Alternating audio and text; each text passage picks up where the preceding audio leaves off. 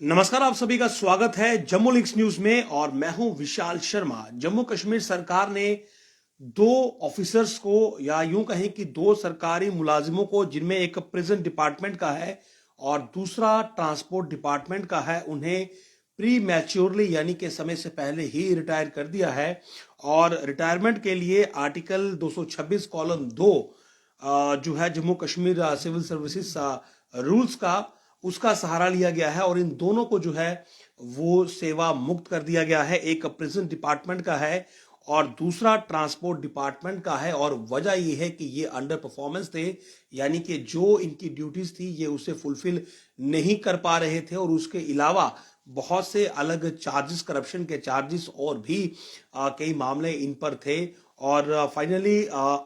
जो 226 article column 2 है उसके तहत इन्हें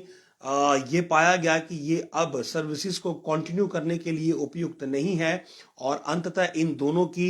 प्री मैच्योर रिटायरमेंट जो है वो की गई है। और अगर मैं डिटेल्स की बात करूं तो इनमें एक जो है वो, उसका नाम है Abdul Majid Bhatt, the then ICARTO Shopian, presently under suspension in terms of article 226 column 2 के तहत इसे रिटायर किया गया है। और जो दूसरा है अधिकारी, उसका नाम है सलीम अहमद बेग और ये सुपरिटेंडेंट जेल रहा है, फिलहाल सुपरिटेंडेंट जेल है और presently posted at district jail Jammu. और इसे भी in terms of article 226 column 2 के तहत, जो कि Jammu and Kashmir civil services regulation 1956 है, उसके तहत प्री मैच्योरली रिटायर किया गया है, यानी कि सेवा मुक्त किया गया है। दरअसल इस आर्टिकल के तहत कोई भी ऐसा एम्प्लॉय जो कि अंडर परफॉर्मेंस हो और उसके अलावा 22 वर्ष की उसकी जो सर्विस है वो पूरी हो चुकी हो या फिर 48 वर्ष की उसकी आयु हो चुकी हो, तो उसे सरकार रिटायर कर सकती है। हालांकि रिटायरमेंट के लिए कुछ प्रोविजंस हैं कि उन्हें 3 महीने का जो सैलरी है वो मिलती है और उसके अलावा कुछ अलग से बेनिफिट्स भी हैं। लेकिन प्री मैच्योरली जो रिटायरमेंट है वो इसमें एक फिक्स्ड है, एक कमेटी है जो इस पूरे मामले की जांच करती है कि जो एम्प्लॉय है, जो उसके खिलाफ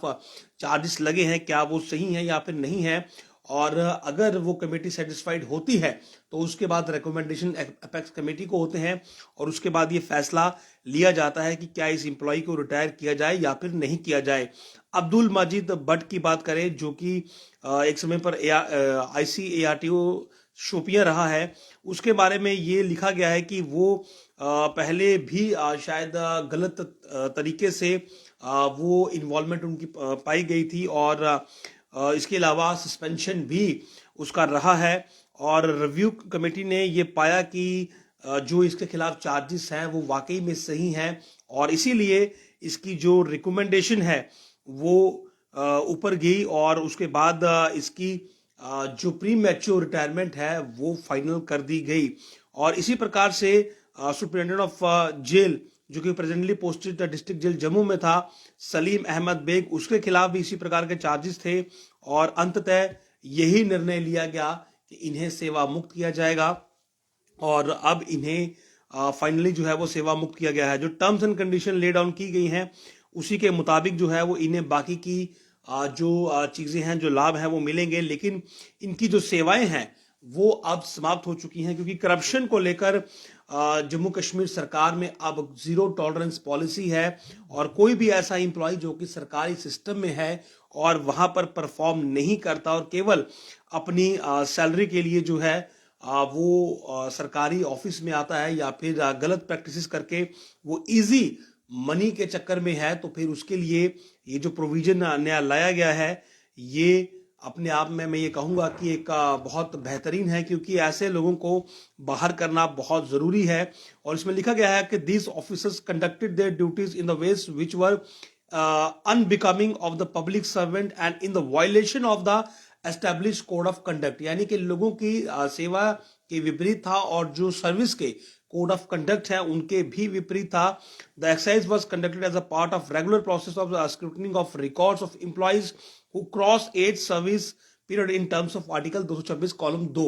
तो इन्होंने अंडर परफॉर्मेंस थे और कोड ऑफ कंडक्ट जो कि सर्विसेज के हैं वो भी फॉलो नहीं किए और इसके अलावा अंडर सस्पेंशन भी रहे। इसी वजह से कि इनके प्रैक्टिसेस सही नहीं थे, इनकी परफॉर्मेंस सही नहीं थी और भी बहुत से मामलों में ये संलिप्त रहे हैं। तो अंततः ये निर्णय लिया गया कि इन एम्प्लॉइज को अब रिटायर किया जाएगा प्री मैच्योरली, क्योंकि जो क्राइटेरिया आर्टिकल 226 कॉलम 2 देता है वो इन पर फिट बैठता है और इसीलिए इन्हें अब सेवा मुक्त कर दिया गया है। जाहिर सी बात है इनकी अब पोस्टें खाली होंगी, इनकी जगह उन लोगों की रिक्रूटमेंट होगी जो वहां पर परफॉर्म करेंगे, जो जनहित में अपना काम करेंगे और सरकार से मिलने वाली जो सैलरी है उसे जस्टिफाई करेंगे, ना कि इनकी तरह भ्रष्टाचार में संलिप्त होंगे और पब्लिक सर्वेंट होने का जो एक फर्ज है वो अदा नहीं करेंगे। तो इन दोनों को फाइनली जो है वो अब प्री मैच्योरली रिटायरमेंट दी गई है